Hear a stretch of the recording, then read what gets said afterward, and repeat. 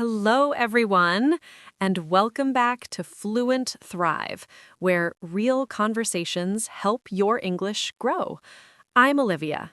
And I'm David. So good to have you here today. David, can I tell you something? This morning, I was walking outside, just enjoying the fresh air, and my neighbor called out to me. She said, "Olivia, don't forget to pick up your package." And I smiled and said, "Oh, thank you. I'll take care of it later." Oh, that sounds like a lovely morning. Very relaxed. It really was. But David, that short conversation with my neighbor, it was full of something very useful for English learners. Really? Like what? I said pick up and take care of.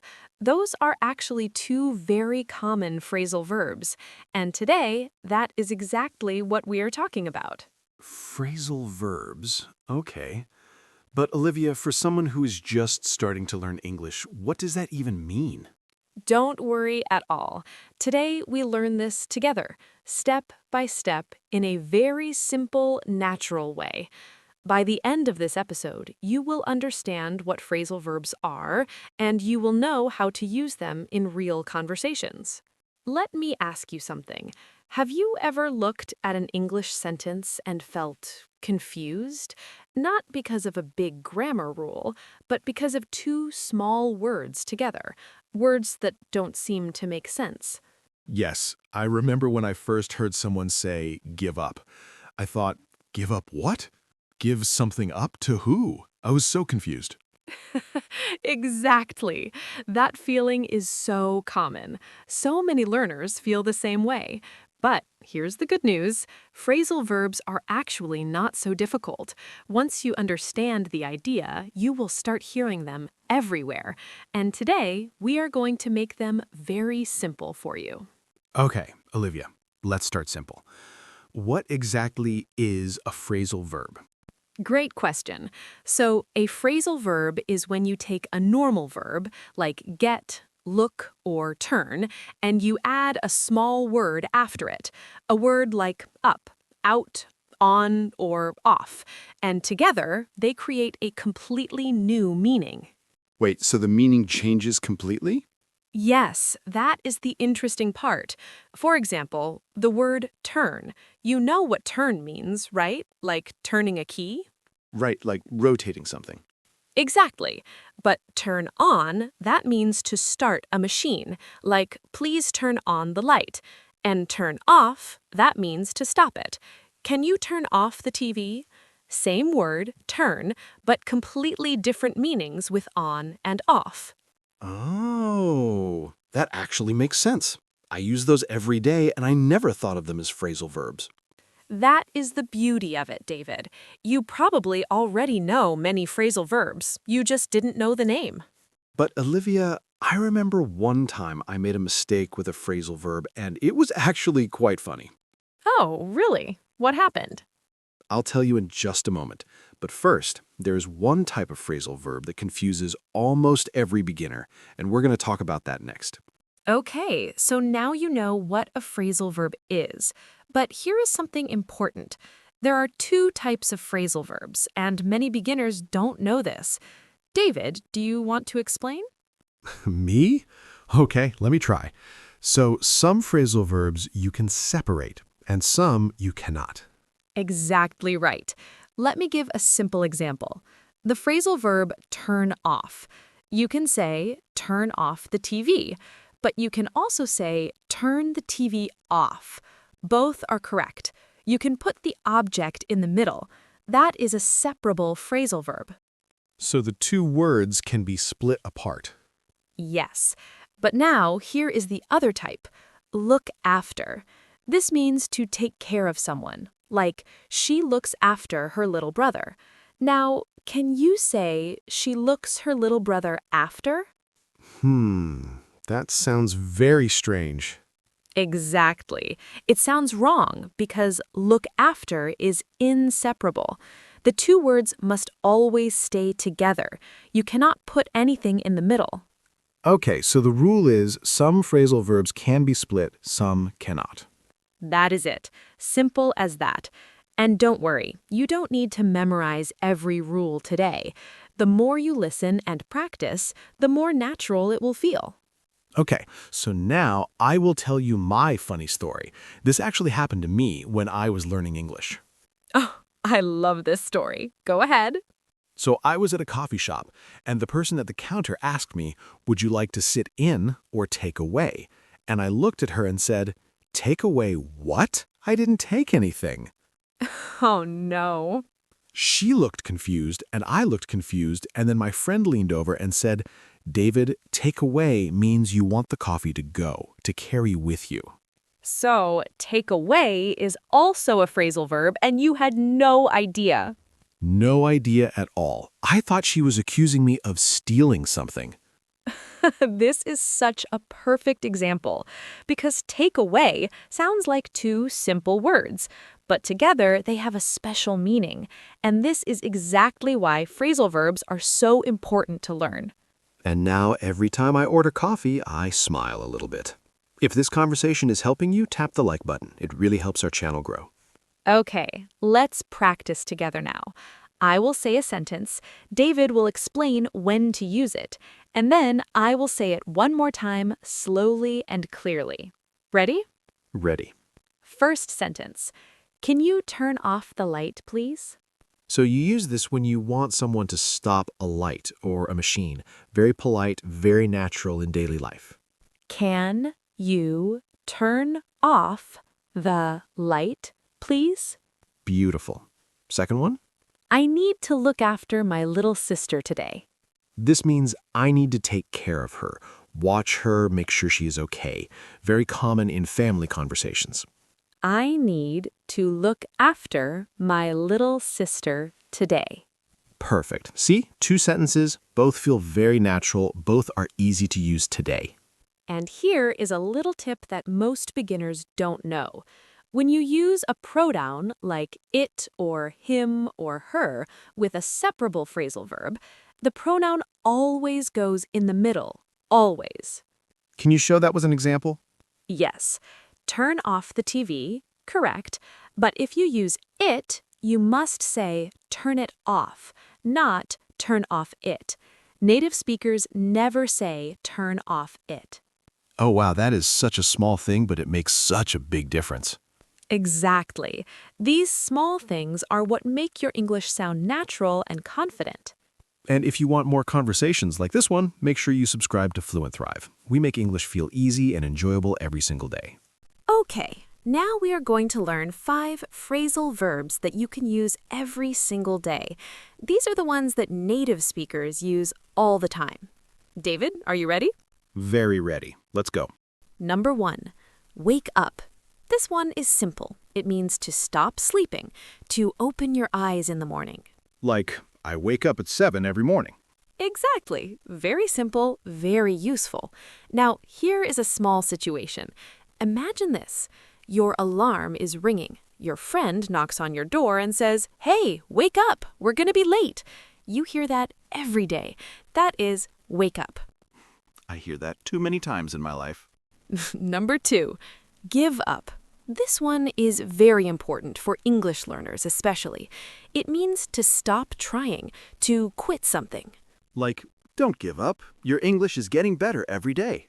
Yes, and this is something we want to say to every single person watching right now. Please do not give up. Learning English takes time, but you are doing it right now in this moment. That is so true. Every minute you spend listening to English, you are growing. Don't give up. Now, number 3 is one that many beginners use in the wrong way, and it is one of the most common phrasal verbs in English. We will look at that in just a moment. Number 3, get up. Now, David, what do you think get up means? Is it the same as wake up? Ah, great question. And this is exactly where many beginners get confused. Wake up means your eyes open, your mind becomes awake. But get up means you actually leave the bed, you stand up, you move. Oh, so you can wake up but still not get up. Exactly right. Like, I woke up at 7, but I didn't get up until 8. Does that sound familiar to anyone? Every single weekend for me. So remember, wake up is your mind, get up is your body. That is such a simple way to explain it. I love that. Number 4, find out. This means to discover information, to learn something new that you didn't know before. Like, I found out that the coffee shop opens at 8. Perfect. Here is a small situation. Imagine you are talking to a new friend. They say, "Did you find out where the party is?" You say, "Yes, I found out this morning. It's at the park." Very natural, very common. I use find out almost every day, and I never thought about it. That is the thing about phrasal verbs. They are hiding everywhere in normal conversation. Okay, what is number 5? Number 5, look forward to. This means you are excited about something in the future. You are happy thinking about it. Like, I look forward to the weekend. Exactly. Or, I look forward to learning more English. And here is one important thing about this phrasal verb.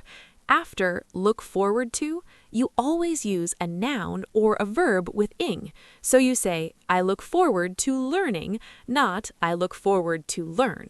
So, looking forward to seeing this video. That is correct. Perfect sentence, David. Exactly right. David, Olivia, can we talk about some mistakes that beginners often make? I think that would really help people feel more confident. Absolutely. And remember, making mistakes is completely normal. Every person who speaks English well made these same mistakes at the beginning. So let's look at a few together. First mistake? Many learners say, I am looking forward to see you, but the natural way is, I am looking forward to seeing you. The small word to here is not part of an infinitive. It is a preposition, so it needs ing after it. So, looking forward to seeing, not looking forward to see. Exactly. Second mistake, many beginners say, I gave up to learn English. But the natural way is, I gave up learning English. After give up, you also use ing. So, two phrasal verbs, look forward to and give up, both need ing after them. Yes, and if you just remember those two today, your English already sounds more natural. And honestly, even if you make these mistakes right now, that's okay. You are learning. The important thing is to keep going. Keep going, which is also a phrasal verb. Of course it is. Here is another small tip. In spoken English, native speakers often shorten phrasal verbs in fast conversation. Like instead of saying find out very clearly, they say it very quickly and smoothly. Find out. Almost like one word. Find out. So listening practice is really important for phrasal verbs. Very important. The more you listen to natural English conversations, the more your ear will get used to hearing them quickly. And that is exactly why podcast-style listening, like what we do here on Fluent Thrive, is so helpful for beginners. Which phrasal verb from today was new for you? Write it in the comments. We read every single one. Before we review, I want to share one more tip. This one is my favorite, and most beginners never hear this. Oh, what is it? When you want to sound more natural in English, try to replace single verbs with phrasal verbs in your daily conversation. For example, instead of saying, I discovered something interesting today, try saying, I found out something interesting today. Both are correct, but found out sounds warmer, more natural, more like a real conversation. So, phrasal verbs actually make your English sound more human. Exactly. Grammar books teach you the formal version, but real conversations use phrasal verbs all the time. That is the secret that many learners miss. That is such a valuable tip. I wish someone told me that earlier. Okay, let's do a quick review together. We learned 5 phrasal verbs today. Let's go through them one more time, slowly and clearly. Ready when you are. Number 1, wake up. It means to stop sleeping, to become awake. Use it like, I wake up early every morning. Number 2, give up. It means to stop trying, to quit. Use it like, don't give up. You are doing so well. Number 3, get up. It means to leave your bed, to stand up and start your day. Use it like, I wake up at 7, but I get up at 7:30. Number 4, find out. It means to discover something, to learn new information. Use it like, I found out that the class starts at 9. And number 5, look forward to. It means you are excited about something coming in the future. Use it like, I look forward to our next Fluent Thrive episode. Beautiful, David. 5 phrasal verbs, 5 real sentences, all ready to use today. And if you know someone who is learning English right now, please share this episode with them. It could really help them. One share from you could change someone's English journey. Before we say goodbye, I want to say something important to every person watching right now. Please say it. Learning English is not easy. Some days feel slow, some days feel confusing. Some days you wonder, am I really improving? And the answer is yes. Every single day that you listen, every single day that you try, your English is growing, even when you cannot feel it. That is so true. Progress is happening even when it feels invisible. The fact that you are here watching this means you are already doing something most people never do. You are taking action. Phrasal verbs used to feel scary for so many learners, but today you learned 5 of them. You understand what they are, you know how to use them, and that is real progress. Step by step, day by day. That is how English grows. Exactly. English becomes easier, one conversation at a time.